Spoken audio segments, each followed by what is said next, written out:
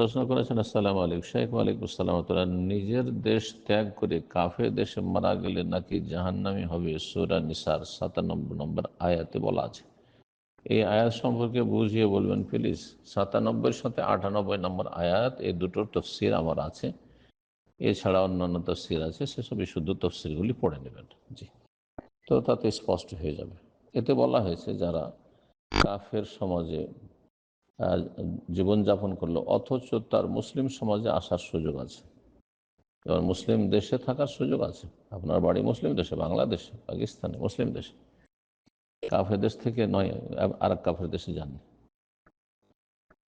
অথবা আপনি কাফের দেশ থেকে অন্য কোনো মুসলিম দেশে এসে স্থায়ীভাবে সেখানে নাগরিকত্ব পাবেন। হ্যাঁ, নাম হচ্ছে হিজরত, হিজরত করতে পারবেন।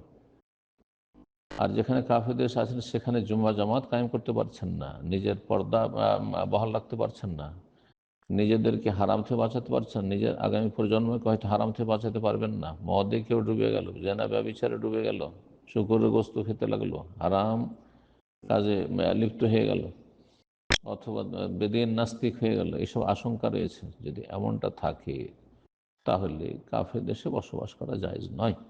বিশেষ করে যারা মুসলিম দেশ থেকে কাফের দেশে যাচ্ছেন তাদের জন্য কোনো মতেই জায়েজ নয় মুসলিম দেশ ছেড়ে দুনিয়ার স্বার্থে কাফের দেশে যাবেন।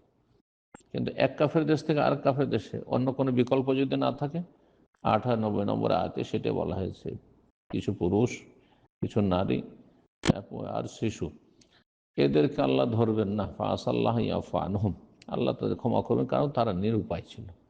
কাফের দেশে, এক কাফের দেশে আর কাফের দেশে, এখন দুটোই কাফের দেশ, তার সামনে তৃতীয় কোনো বিকল্প জায়গা নেই। তাহলে তো কোনো জায়গায় থাকতে হবে, দেখতে হবে যে দুটোর মধ্যে কোনটা ভালো, বা কয়েকটা কাফের দেশের মধ্যে কোন জায়গায় বেশি ইসলাম পালন করতে পারছে। আবার বলছে মুসলিম দেশ ছেড়ে কাফের দেশে গিয়ে স্থায়ী বসবাস করবেন, তাদের শাস্তির কথা এই আয়াত নম্বর 97 সূরা নিসাতে বলা হয়েছে।